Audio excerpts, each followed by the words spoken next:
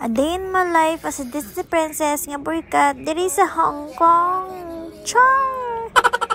So guys, now for today's video, nag-exercise ko pero syempre wala ko ipakita sa inyo kung nag-exercise ko, wala. Base ano naman ang ihambas ang iban dira nga nag-exercise ko, pero ang lawas ko daw gasol nga daw tubo. Oh my god. Syempre sunod ko na naipakita sa inyo no before and after ko no para mabalaan ko gig kung ano nagig ko ka-sexy sunod no soon.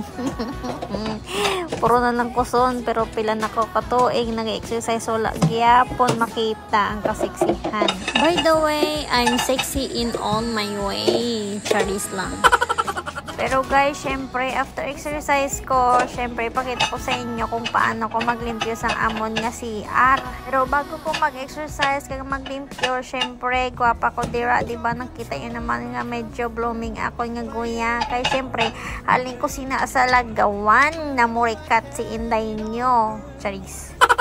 Siyempre, manglimpyo-limpyo kita, no? Bisan ginagmay lang, adlaw-adlaw. Sayang ang pasahod sa ating nga mga employer, nga kadako sa ating nga sweldo diri sa Hong Kong. Pero pa, sitting pre-city. Atay, nagapirit lang naman ako. Hambal ko ba? Basig hambal lang mga employer. Tangga pa sitting pretty lang. Tangad ako ating nga sweldo diri. Siyempre, samtang ara sila sa bakasyon. Malagaw anay ko, tapos dagaw, mapuli sa balay, makaon, maglimpyo sang ginagmay para man lang pagpuli nila, malipay man sila nga kinang-kinang ilang mata pagkakita sang ilang nga balay nga limpyo. Pero pasalamat ko gid sa akon nga amo no, kay bisan makita nilang ilang nga CR nga hindi kayo as in limpyo, okay lang sa ila, wala sila sang react, wala sila sang acting. I mean, di ko nila pag-akigan or magreklamo ba or something like that. Charis. Pero ginalipihan ko man kung as in higo-higo. Hindi man ko tawag na damak, no? So, after ko nga maglimpyo sang amon nga CR, siyempre for today's video, nag-diet ang Inday nyo nga burikat. Ikaon ko lang dira is avocado. Half lang avocado kay kaina breakfast. Ang ginkaon ko sina is half man nga avocado tapos salmon fish.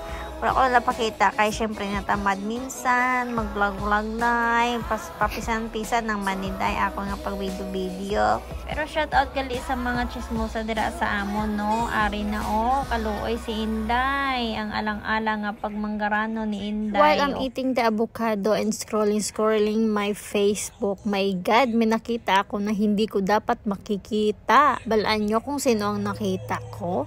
Si X 5 years ago. Ginakadawan ko na lang subong si self ko kay hindi ko malubos maisip nga dati. Diyos ko, dumabuang ako. Na-admit pa ako sa hospital. Super stress gid ako sini sa iya nga halos din ko magkadto gahibi ko gatululuha ko. Pero but now, my god. Lain na gali ang feeling mo or pagtanaw sa isa ka tao pag naka-move on ka na no. Hindi pa mangkoy ko si self nga buang kasi ni nga perti man karaw ay man. Charis. Well, ang ginatawag na nila, love is blind. Isa pa, wala man na sa itsura-itsura, nasa performance na siya. Charot lang. Ay nako, nagtopic naman kita kay X. Kag after ko gali magkaon sang akon nga lunch, naisip ko gali nga wala nagali ko sang mga shampoo, conditioner, so nagwagid ako. Lapit lang man ni sa amon nga balay. Namakal ko sang akon nga mga needs kag mga foods. Well, ang manang niyang ko lang sa akon shampoo and conditioner. So diretso na ako dayon sa fish area.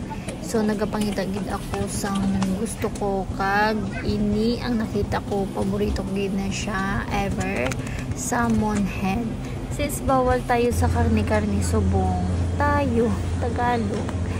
Bawal gid ako sa karne subong kay tungod sa akon nga kidney stone, pero okay naman siya to make it sure lang bawal na muna tayo kumain ng karne. So after that, nagbaka lang ko sang ice cream bago mapuli. And that's it. Bye!